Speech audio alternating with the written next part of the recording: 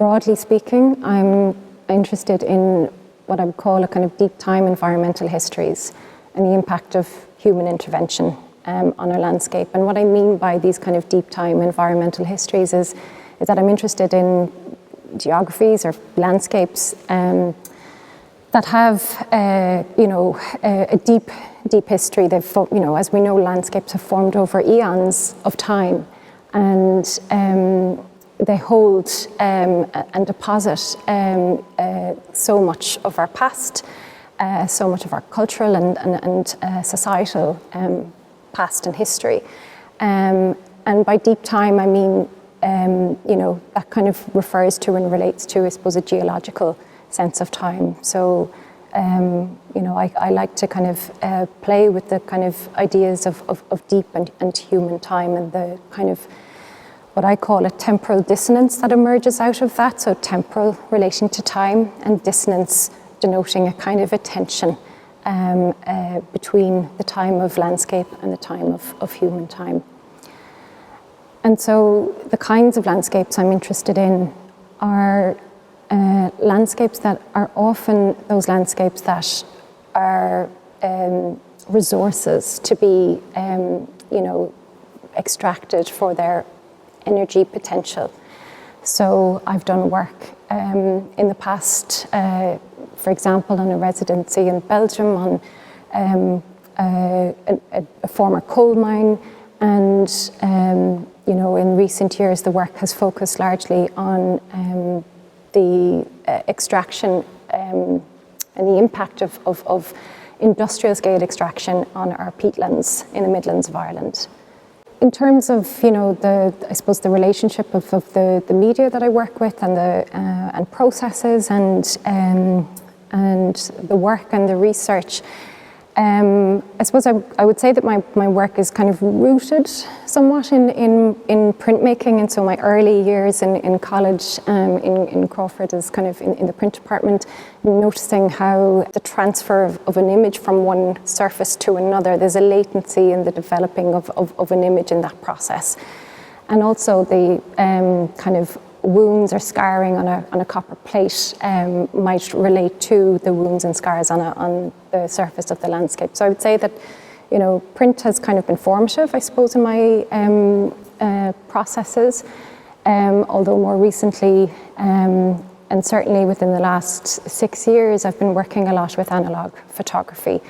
And that seemed really pertinent with regard to working on peatscapes or peatland landscapes, because I consider this kind of relationship and this deep connection between the dark room or analogue photography as a metaphor for the bog or vice versa. So you might kind of consider the bog as a kind of a repository, like an archive, a space of preservation that holds things in a state of suspension, and the dark room also as a space that holds images in this kind of state of suspension until such time as they're exposed and they're, I kind of talk about it as undergoing an irreversible transformation.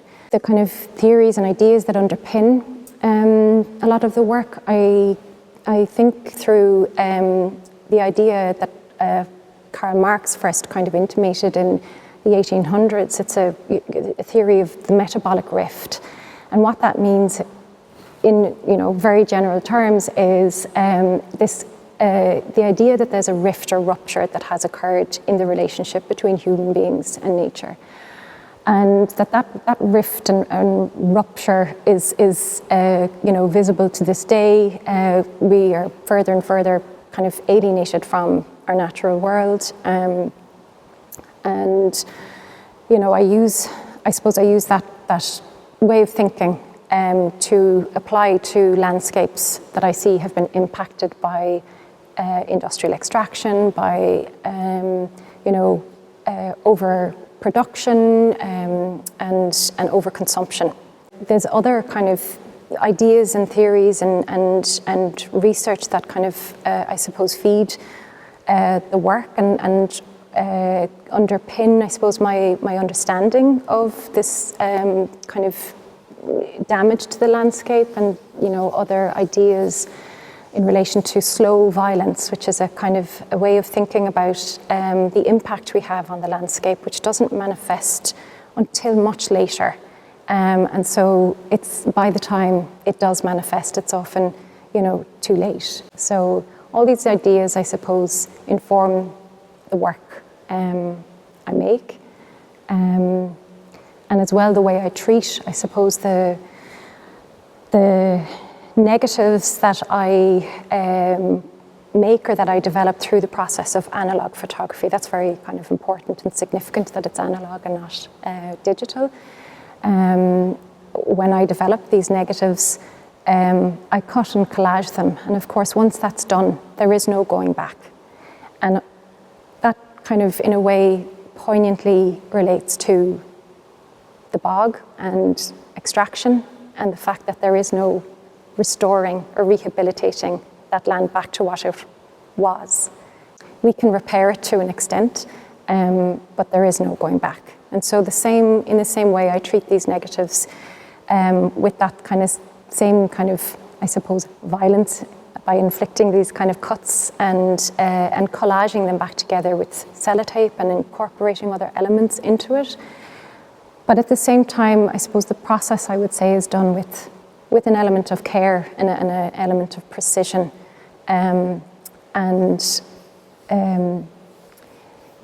It's interesting then how these negatives, these collage negatives, reveal the scars of my interventions. That's a lot of the research happens walking on the bog, taking my camera and my tripod out on the bog. And taking of the photographs is very, done in a conventional manner, I suppose, camera on tripod, from an upright human perspective, standing position. And then when I come back into the darkroom, develop the negatives, and then into the studio, I cut and collage those negatives. And suddenly the work turns from this kind of upright position to one that is more like an aerial view. And so the pieces become like these kind of constructed maps. And so within the work you'll see sharp kind of incisions, these white lines that are actually the edges of the sellotape that have gathered little bits of dust.